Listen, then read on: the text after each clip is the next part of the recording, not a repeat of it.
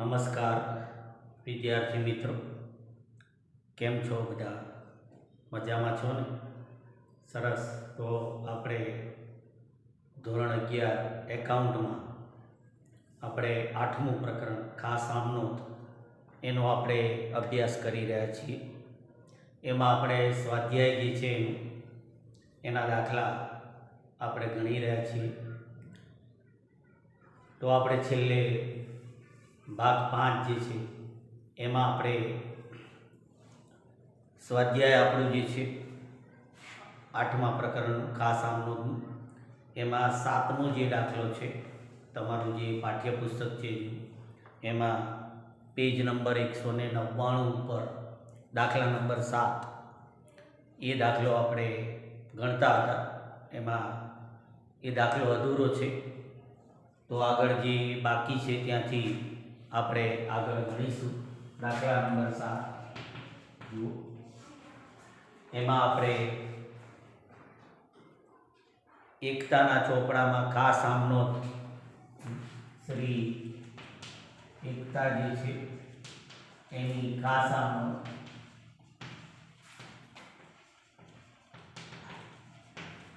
તમારી જે બુક છે પાકી બુક એમાં એ દાખલો આપણે અધૂરો છે, એ આપણે આગળ ગણીએ છીએ. દાખલા નંબર 7માં આપણે 1 થી 3 જે વ્યવહારો છે એની આપણે નોંધ કરી હતી ખાસ આમનોંધમાં. તો એ પ્રમાણે આપણે આગળ હવે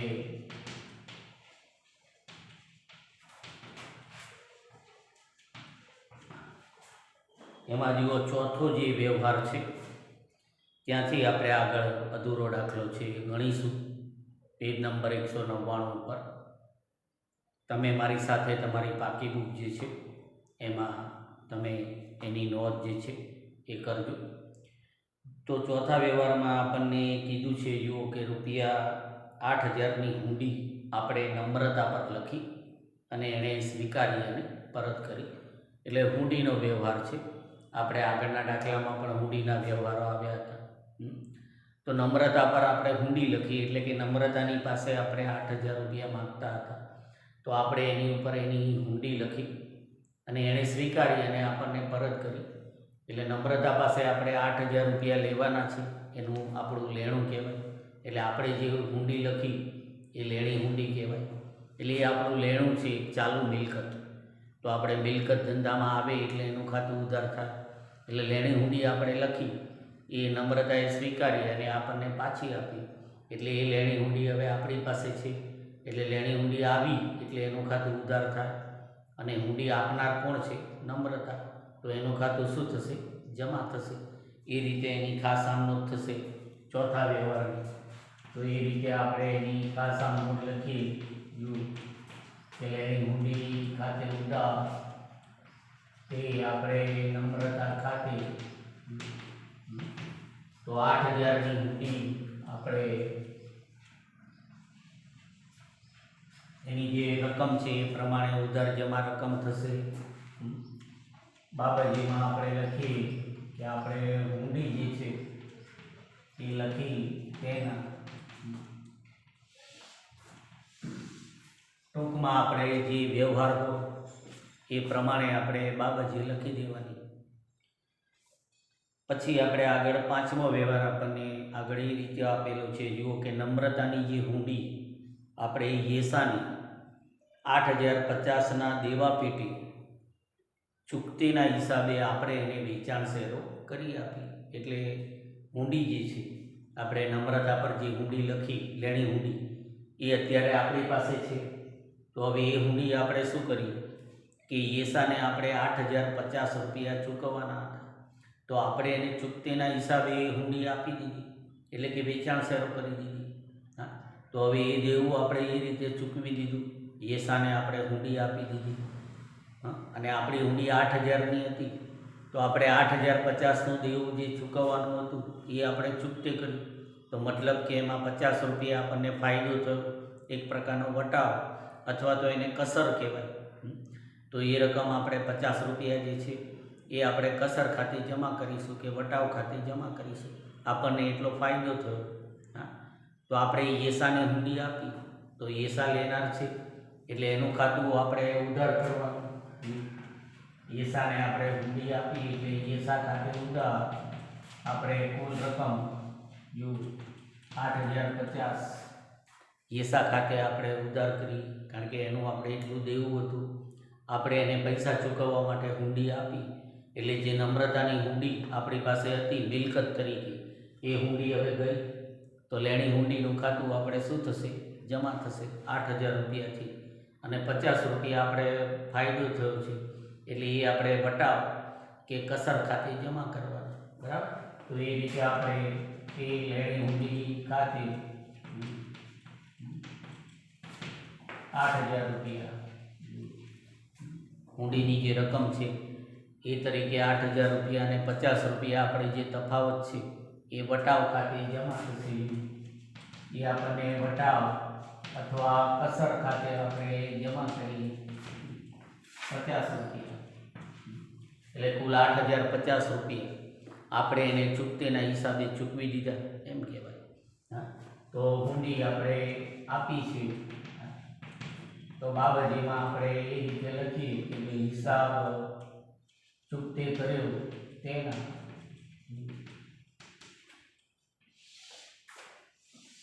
હિસાબ જે છે એ આપણે ચૂકતે કર્યો, અથવા હુંડી આપણે આપી છે તો બાબતમાં આપણે એ રીતે પણ લખી શકીએ કે હુંડીનો વેચાણ શેરો કર્યો તેના, એમ લખો તો પણ ચાલે. તો પાંચમો જે વ્યવહાર છે એની આપણે ખાસ આમ નોટ લખી. હવે આગળ આપણે છઠ્ઠો વ્યવહાર જોઈએ. તો એ છઠ્ઠા વ્યવહારમાં આપણને કીધું છે કે ₹6,000ની હુંડી ભારતે લખી અને એ આપણે સ્વીકારી અને એને પરત કરી. તો ભારતે આપણી ઉપર હુંડી લખી, તો આપણે એને ચૂકવવાના હતા, આપણું દેવું હતું. તો ભારતે આપણી ઉપર હુંડી લખી, આપણે સ્વીકારી, સહી કરી અને એ હુંડી એને પાછી આપી, એટલે આ દેવી હુંડી કહેવાય. બરાબર? તો આપણે ભારતને હુંડી પાછી આપી તો ભારત લેનાર છે એનું ખાતું ઉધાર થાય, અને આપણે એ હુંડીના પૈસા ચૂકવવાના છે એટલે આપણા માટે દેવું કહેવાય. એટલે જે દેવી હુંડી છે એનું ખાતું શું થશે? જમા થશે. સામેની જેવો વ્યક્તિ હોય એ હુંડી લખે અને આપણે સ્વીકારીએ તો આપણે એ દેવું સ્વીકાર્યું, હુંડીના પૈસા ચૂકવવાના, એટલે દેવી હુંડીનું ખાતું શું થાય? જમા થાય. તો એ રીતે આપણે 6 તારીખનો જે વ્યવહાર છે એની આપણે ખાસ આમનો જે રીતે થશે કે ભારત ખાતે ઉધાર 6,000 રૂપિયા તે દેવી હુંડી ખાતે 6,000 રૂપિયા. તો આ રીતે ભારતે જે હુંડી લખી એ આપણે સ્વીકારી અને આપી. બાબતમાં આપણે લખવાનું કે હુંડી જે છે એ સ્વીકારી તેના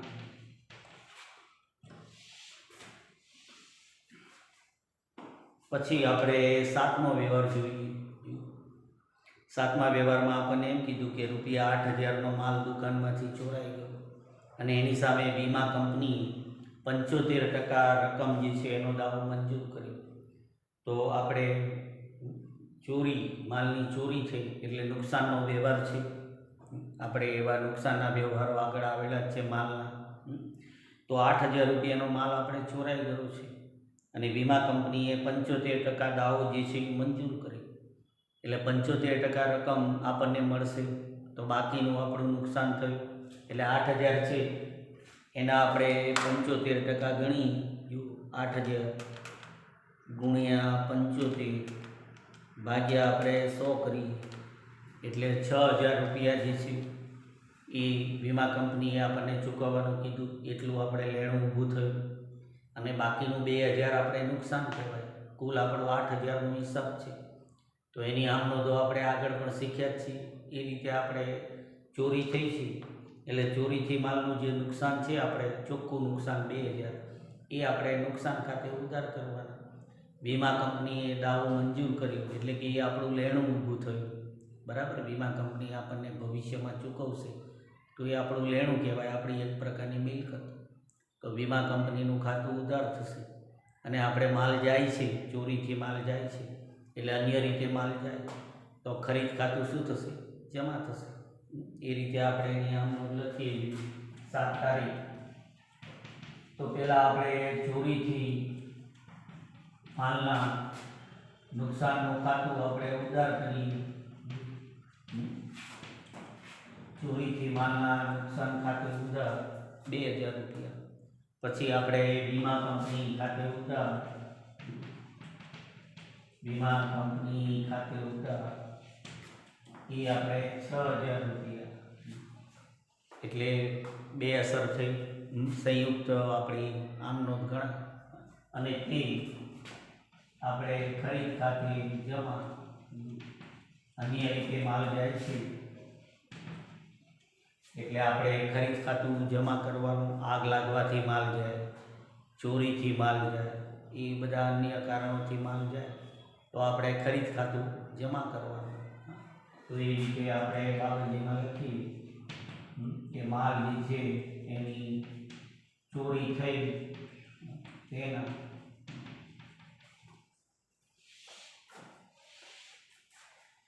તો 7 તારીખનો જે વ્યવહાર હતો એની આપણે ખાસ આમ નોંધ લખી. પછી આપણે આગળ 8 તારીખ આપણને કીધું છે કે નીરવ પાસેથી આપણે 8000 લેવાના છે, એટલે કે આપણું લેણું છે, અને નલિનને આપણે 8200 રૂપિયા આપવાના છે, એટલે કે આપણું દેવું છે. તો હવે આપણે 8000 નીરવ પાસે કબૂલાવી અને નલિન છે એનો હિસાબ આપણે ચૂકતે કર્યો. એટલે આ કબૂલાતનો એક પ્રકારનો હવાલો કહેવાય. આપણે કબૂલાત કરાવી એટલે નીરવ પાસેથી આપણે લેવાના છે, એ આપણું લેણું, એટલે કે એ આપણો દેવાદાર છે. આપણે એની પાસે માગીએ છીએ અને નલિનને આપણે ચૂકવવાના હતા. એટલે આપણે નીરવને જાણ કરી કે ભાઈ તું એ પૈસા અમારા વતી નલિનને આપી દેજે. તો આપણે બંનેની કબૂલાત કરાવી છે અને આપણું જે દેવું હતું 8200 રૂપિયા એ આપણે ચૂકતે કર્યું. તો એ રીતે આપણે કબૂલાત કરાવી અને દેવું ચૂકવ્યું. તો અહીંયા આપણે લેનાર કોણ કહેવાય? આપણા વતી લેનાર નલિન છે. નલિનને આપણે આપવાના હતા તો નલિન લેનાર કહેવાય. એનું ખાતું ઉધાર કરવાનું આપણે 8200, અને એ 8000 આપણે આપી અને ખાતું ચૂકતે કરીશું. એટલે 200 રૂપિયા આપણને બરાબર ફાયદો થયો, કારણ કે આપણે નલિનને 8200 ચૂકવવાના હતા. તો આપણે નીરવ પાસે જે માગતા હતા એ આપણે એને કીધું કે ભાઈ તું નલિનને આપી દેજે. તો એ રીતે આપણે 200 રૂપિયાનો ફાયદો થઈ ગયો અને આપણે હિસાબ ચૂકતે કર્યો. તો એ રીતે આપણે જો અહીંયા નલિન આપણા માટે લેનાર છે એટલે એનું ખાતું આપણે ઉધાર કરવાનું કે નલિન ખાતે ઉધાર 8200 રૂપિયા. આપણે હિસાબ પ્રમાણે એને 8200 આપવાના હતા. તો નીરવને આપણે કીધું કે ભાઈ તું નલિનને આપી દેજે. એટલે નલિન આપણા માટે લેનાર, એનું ખાતું આપણે ઉધાર કર્યું અને નીરવ આપનાર. તો નીરવનું ખાતું આપણે જમા કરી તે નીરવ ખાતે 8000 રૂપિયા. એટલે કે નીરવે એને 8000 રૂપિયા આપી અને હિસાબ આપણે ચૂકતે કરી નાખ્યો. એટલે 200 રૂપિયા આપણને ફાયદો થયો. તો એ 200 રૂપિયા આપણે વટાવ એ કસર ખાતે આપણે જમા કરવાના. 200 રૂપિયા આપણે ફાયદો થયો. તો એ વટાવ કે કસર ખાતે આપણે જમા કરીએ અને બાબતમાં આપણે લખવાનું કે હિસાબ ચૂકતે કર્યો તેનો હિસાબ આપણે ચૂકતે કર્યો તેના. તો આ રીતે આપણે કોઈ વ્યક્તિ આપણો દેવાદાર હોય અને બીજો આપણો લેણદાર હોય તો એને આપણે કબૂલાત કરાવીએ. અને કબૂલાતનો હવાલો કહેવાય, કબૂલાત કરાવી. તો એ રીતે આપણે આપણું દેવું ચૂકવી. કોઈની પાસે આપણે માગતા હોય અને કોઈને આપણે ચૂકવવાના હોય તો એ બંનેની આપણે કબૂલાત કરાવી દઈએ કે ભાઈ તું અમારા વતી આને પૈસા આપી દેજે.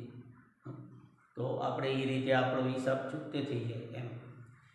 તો જે 8મો વ્યવહાર હતો એની આપણે ખાસ આમનો જે છે એ આપણે લખી ગયું. પછી આગળ આપણને 9મો વ્યવહાર આપેલો છે કે રાજેન્દ્ર પાસેથી 2000 ગાલખાત પરતના આપણને રોકડા મળ્યા. તો રોકડા મળ્યા, રોકડ આવી, રોકડ વ્યવહાર છે.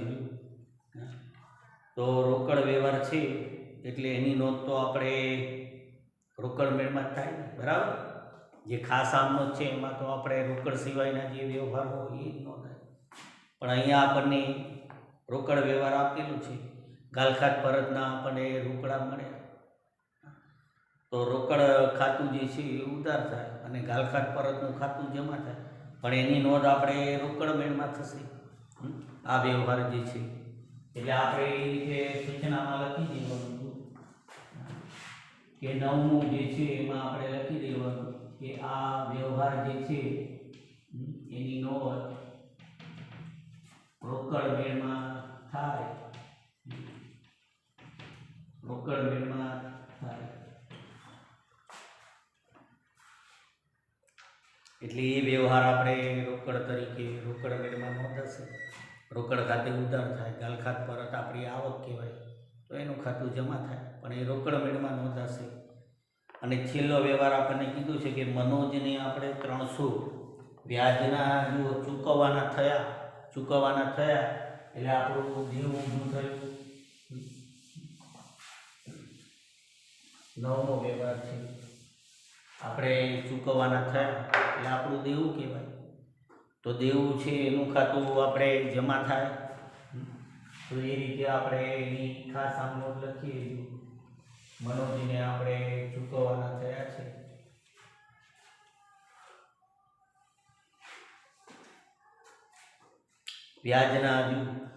વ્યાજના ચૂકવવાના થયા એટલે એ આપણું ખર્ચ થયું.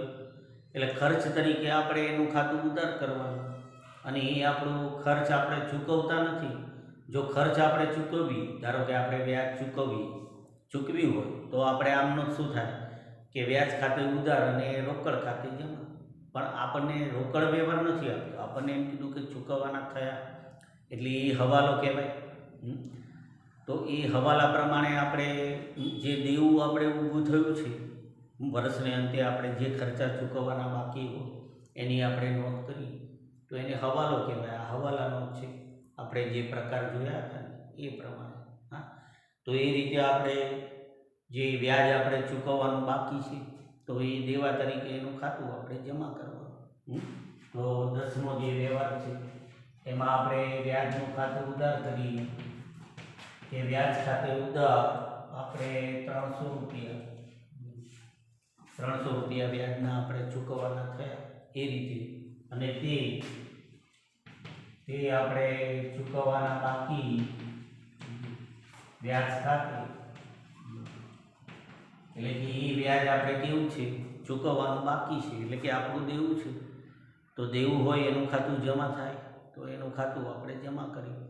જો આપણે રોકડા ચૂકવ્યા હોય તો રોકડ ખાતું જમા થાય, પણ આપણે રોકડા ચૂકવ્યા નથી એટલે આપણે એ રીતે નોંધ કરી કે વ્યાજ ખાતે ઉધાર ખર્ચ તરીકે આપણે એનું ખાતું ઉધાર કર્યું. આપણે ખર્ચનો તો નિયમ આપણને ખબર જ છે કે આપણે કોઈ પણ ખર્ચ ધંધામાં ચોપડે નોંધી એટલે એનું ખાતું ઉધાર થાય.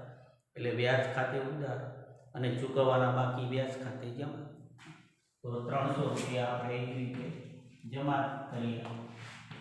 બાબતમાં આપણે લખીશું કે ભાઈ વ્યાજના આપણે ચૂકવવાના થયા તેના. તો આ રીતે આપણે જે 7મો જે દાખલો છે એમાં આપણે 10 વ્યવહારો આપણને આપ્યા હતા તો એને આપણે સમજી અને એની આપણે ખાસ આમનો આપણે લખી. તો હવે આપણે આગળ જે 8મો દાખલો આવે છે એમાં જે સૂચના આપણને આપી છે કે નીચેના જે વ્યવહારો છે એની ખાસ આમનો લખો. તો એ રીતે આપણે 8મો જે દાખલો છે એ ગણી. તો એમાં જુઓ જે વ્યવહારો આપણને આપેલા છે 5, તો એની રકમ લખવાની જગ્યા છોડી અને તમે આ રીતે આપણે આમનોંધના ખાના દોરી દઈએ પહેલાં અને પછી એ પ્રમાણે આપણે એ દાખલો છે એ ગણીશું.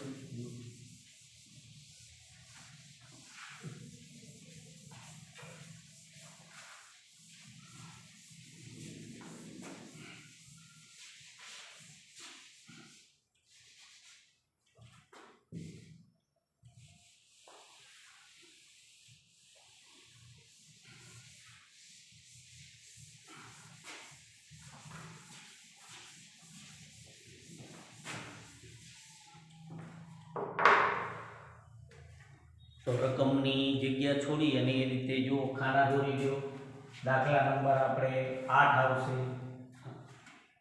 અને ખાસ આમનોંધ આપણે લખવાનું કીધું છે એટલે ટાઇટલ આપણે લખી દીધું કે ખાસ આમનોંધ.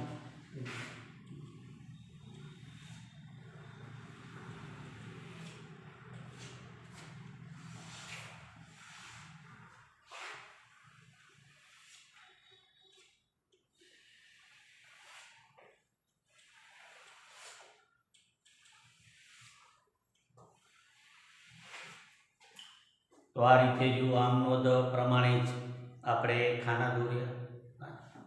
તો હવે એ રીતે આપણે દાખલો ગણીએ.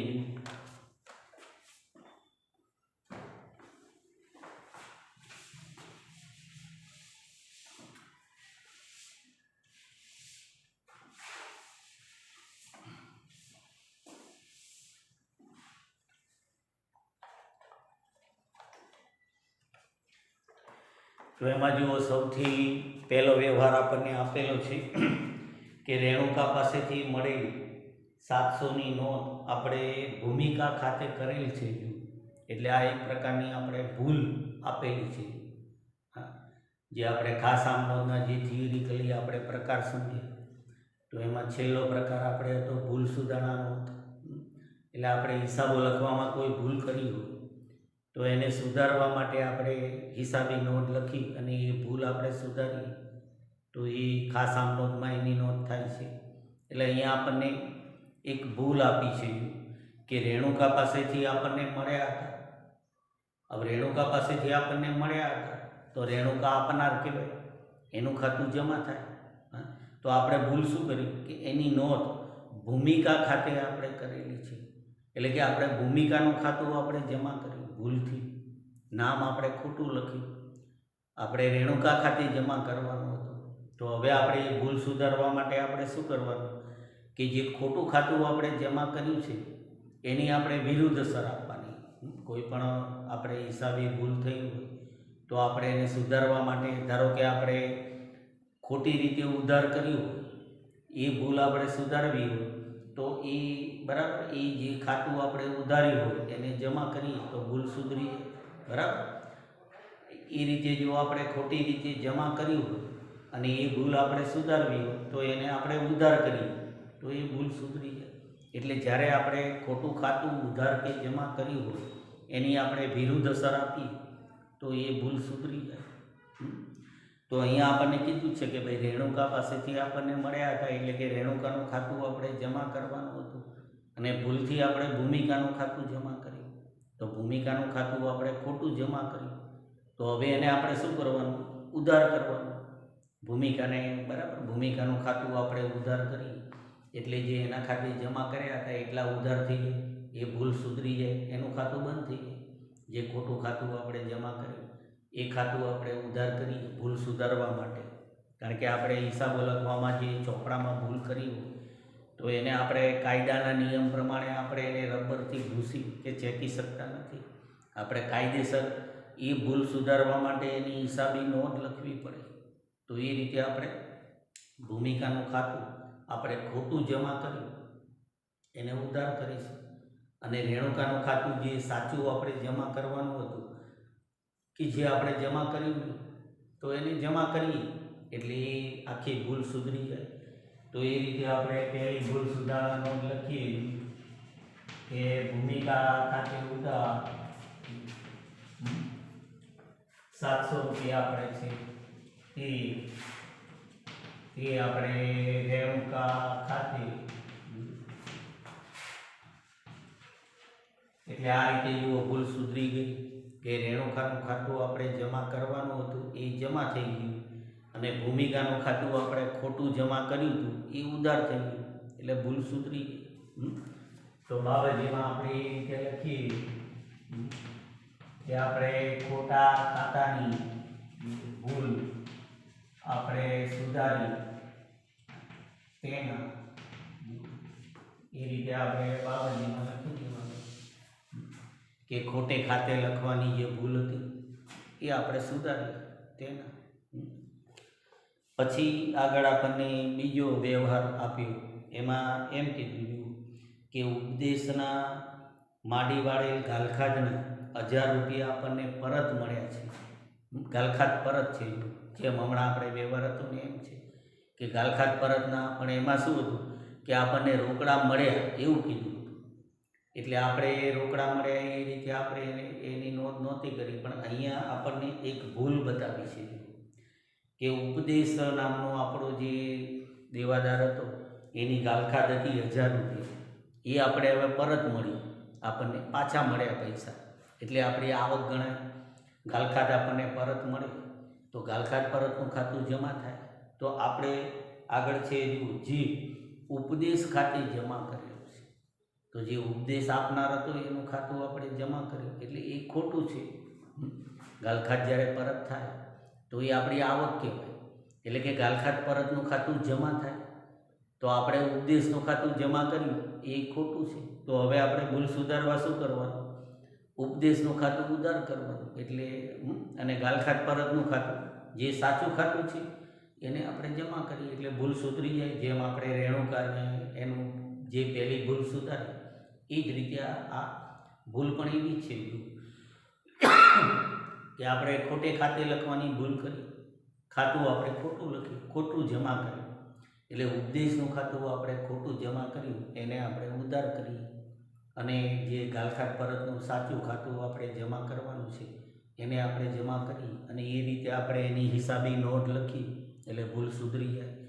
તો એ રીતે બીજી ભૂલ આપણે એ રીતે સુધારીએ, એટલે કે ઉપદેશનું ખાતું આપણે ખોટું જમા કર્યું એને ઉધાર કરીએ, ઉપદેશ ખાતે ઉધાર 1000 રૂપિયા, તે આપણે ગાલખાદ પરત ખાતે 1000 રૂપિયા બાબતમાં આપણે લખીએ કે ખોટા ખાતાની ભૂલ સુધારી એના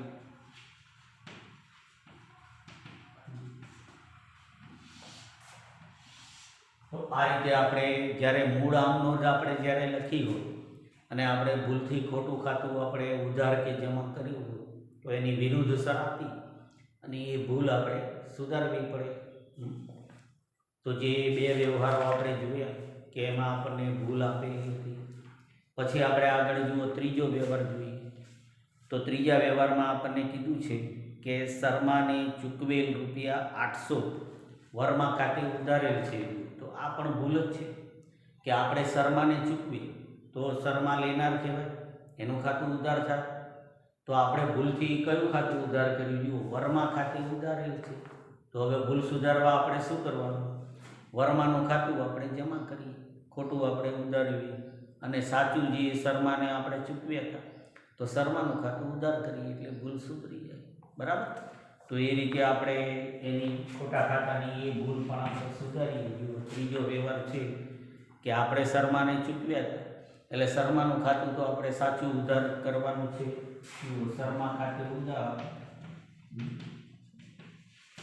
આપણે એને 800 રૂપિયા રકમ આપી છે એટલે શર્માને આપણે ચૂકવ્યા હતા અને ભૂલથી આપણે વર્મા ખાતે ઉધાર કર્યા એટલે હવે વર્માનું ખાતું આપણે શું કરીએ?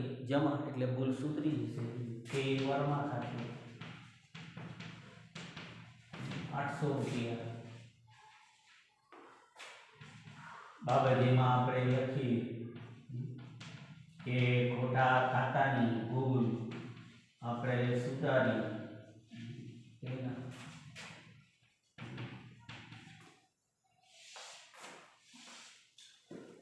પછી આપણે આગળ જુઓ ચોથું જોઈએ, તો ચોથી બાબત આપણને એમ કીધું છે કે વીમા પ્રીમિયમના આપણે ચૂકવે ₹1200 એ ઉપાડ ખાતે ઉધાર કરેલ છે. તો આ પણ ભૂલ જ આપી છે.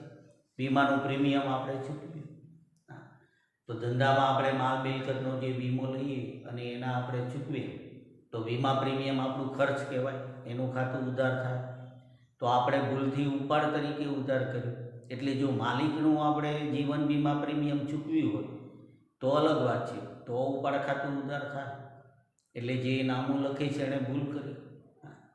આપણે માલિકનું વીમા પ્રીમિયમ ચૂકવ્યું નથી, એનું જીવન વીમા પ્રીમિયમ ચૂકવ્યું નથી, તો ઉપાડ ખાતું ઉધાર થાય. પણ આપણે તો ખાલી વીમા પ્રીમિયમ જ કીધું છે એટલે કે આપણે ધંધાનું વીમા પ્રીમિયમ ચૂકવ્યું, તો એ વીમા પ્રીમિયમ ખર્ચ ખાતે ઉધાર થાય, તો આપણે ભૂલથી ઉપાડનું ખાતું ઉધાર કર્યું એ ખોટું છે.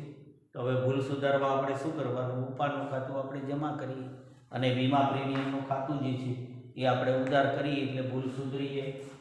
એટલે ચોથી ભૂલ આપણે એ રીતે સુધારીએ કે વીમા પ્રીમિયમ ખાતે ઉધાર તે આપણે ઉપાડ ખાતે, ઉપાડનું ખાતું આપણે ખોટું જે છે 1200 રૂપિયા રકમ છે બાબત, જેમાં આપણે ટૂંકમાં લખીશું હવે તો એ ચાલશે કે આપણે ભૂલ સુધારી તેના જે કંઈ આપણે ખાતું ખોટું લખવાની ભૂલ કરી એ આપણે સુધારી. અને છેલ્લે આપણને કીધું છે કે ધંધામાંથી 6000નું જૂનું ફર્નિચર આપણે 5800માં વેચી દીધું, તો આપણે મિલકત વેચી, મિલકત જાય છે તો એનું ખાતું જમા થાય. અને 5800માં આપણે વેચી દીધું, કોને વેચ્યું છે એ આપણને નથી કીધું. હા, તો આ વ્યવહાર આમ જ આપણે જોવા જઈએ તો રોકડ થશે, કારણ કે આપણને રોકડા 5800 મળે. 6000નું જૂનું ફર્નિચર આપણે 800 રૂપિયામાં 5800માં વેચ્યું એટલે આપણે 200 રૂપિયા નુકસાન થયું. 5800 રૂપિયા આપણને રોકડા મળ્યા, તો જે રોકડા મળે એની નોંધ રોકડ મેળમાં થાય, પણ જે 800 રૂપિયા આપણે નુકસાન થયું એની નોંધ તો રોકડ મેળમાં નહીં આવે. બરાબર? એટલે આપણે એ નોંધ આપણે આમાં કરવાની. બરાબર?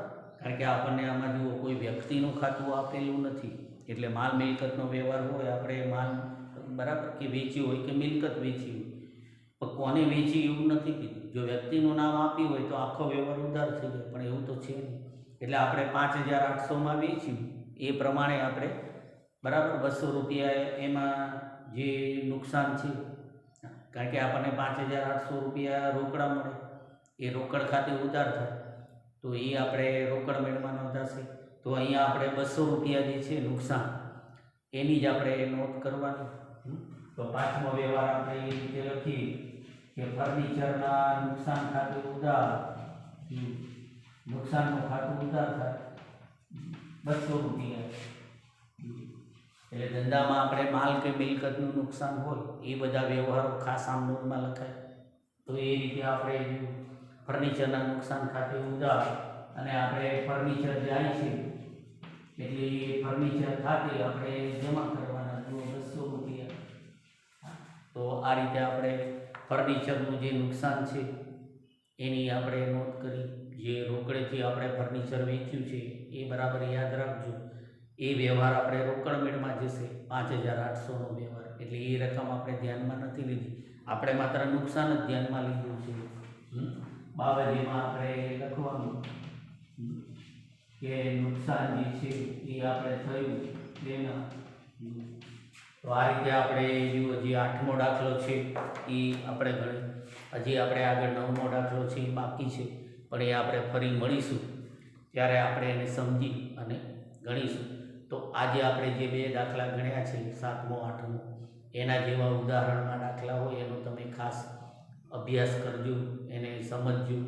ઉદાહરણમાં તો આપણે ગણીને જ આપેલું હોય તો એનો અભ્યાસ કરજો. એ રીતે હોમવર્ક તમે એમાં કરજો. 9મો દાખલો જે છે એ આપણે આગળ ફરી મળીશું ત્યારે ગણીશું. તો આજે આપણે છૂટા પડીએ છીએ. અસ્તુ. આભાર. ધન્યવાદ. જય ભારત અને જય હિન્દ. નમસ્કાર વાલા વિદ્યાર્થી મિત્રો, આપ સૌને મારા સાદર પ્રણામ. આપણે ધોરણ 11 એકાઉન્ટમાં 8મું પ્રકરણ ખાસ આમનોંધ એનો આપણે અભ્યાસ કરી રહ્યા છીએ, અને એમાં આપણે સ્વાધ્યાયના જે દાખલા છે એને આપણે ગણી અને સમજી રહ્યા છીએ. તો એ રીતે તમારું જે પાઠ્યપુસ્તક છે એમાં પેજ નંબર 200 ઉપર આપણે છેલ્લો એમાં જે દાખલો છે દાખલા નંબર 9, તો એ આજે આપણે ગણીશું. તો તમારું જે પાઠ્યપુસ્તક છે એમાં જુઓ પેજ નંબર 200 ઉપર દાખલા નંબર 9 મારી સાથે તમે તમારી જે પાકી બુક છે એમાં આમનોંધ જે છે એના ખાના પ્રમાણે દાખલો જે છે એ ગણી શકો છો. તો એમાં તમે જુઓ આપણને કીધું છે નીચેના ખાતાઓ બંધ કરવાની નોંધ લખો, એટલે કે આખર નોંધ એને કહેવાય, ખાતાઓ બંધ કરવાની નોંધ. એટલે એ આપણે ખાસ આમ નોંધમાં લખવાનું છે.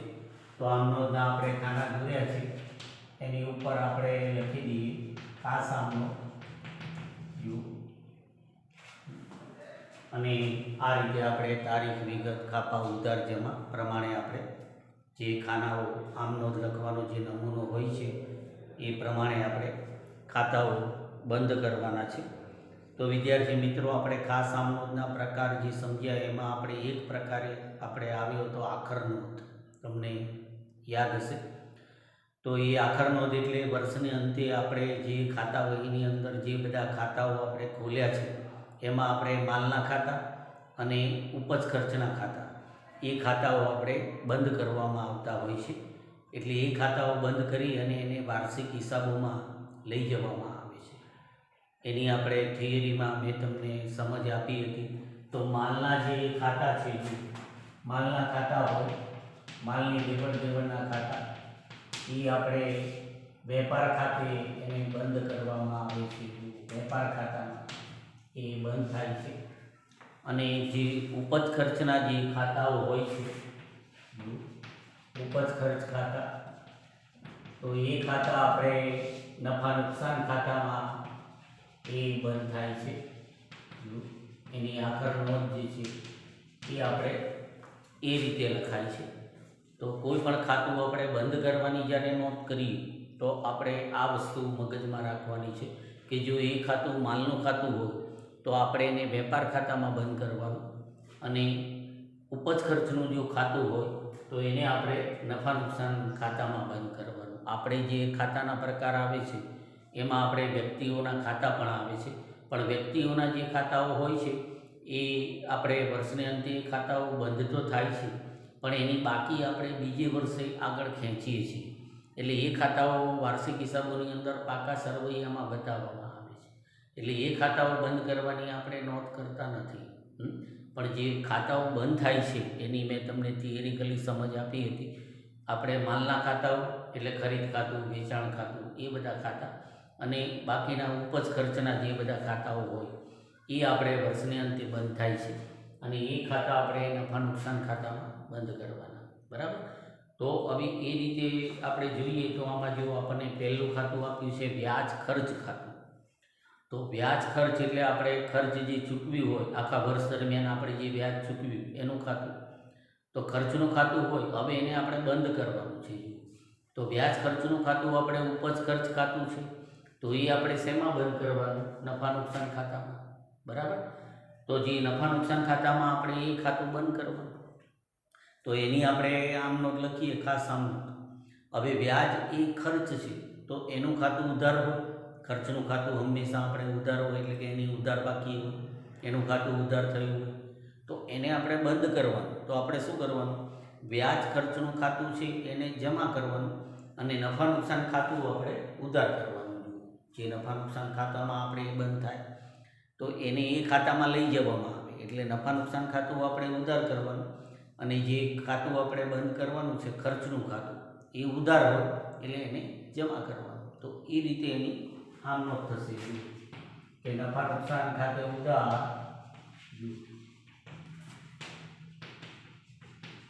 તે આપણે વ્યાજ ખર્ચ ખાતે. તો એ રીતે આપણે 1000 રૂપિયા છે. બરાબર?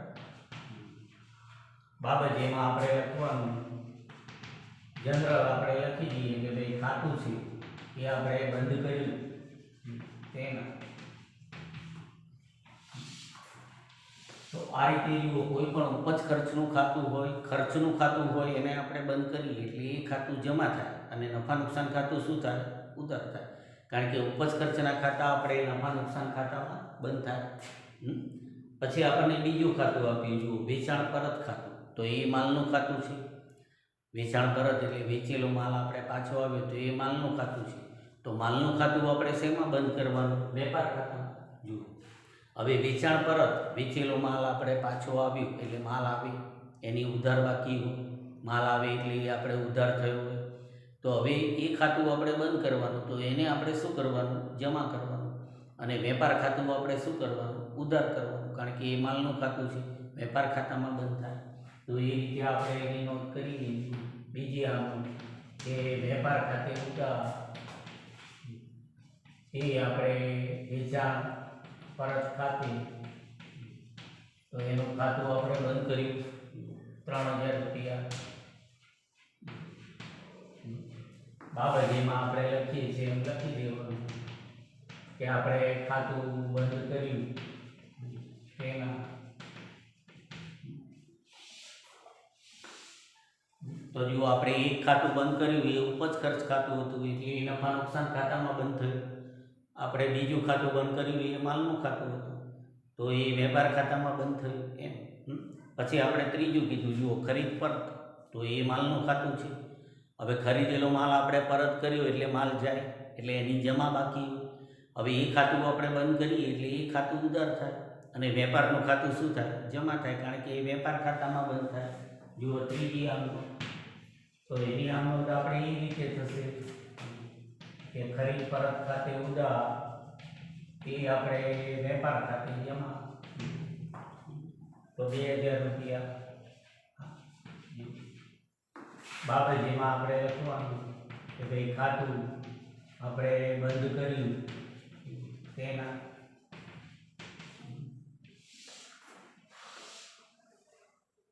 પછી આપણે ચોથું ખાતું છે જુઓ મળેલ વ્યાજનું ખાતું.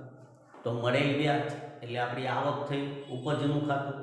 તો એ ખાતું આપણે ક્યાં બંધ થાય, નફા નુકસાન ખાતામાં, બરાબર, કારણ કે એ ઉપજ ખર્ચનું ખાતું છે.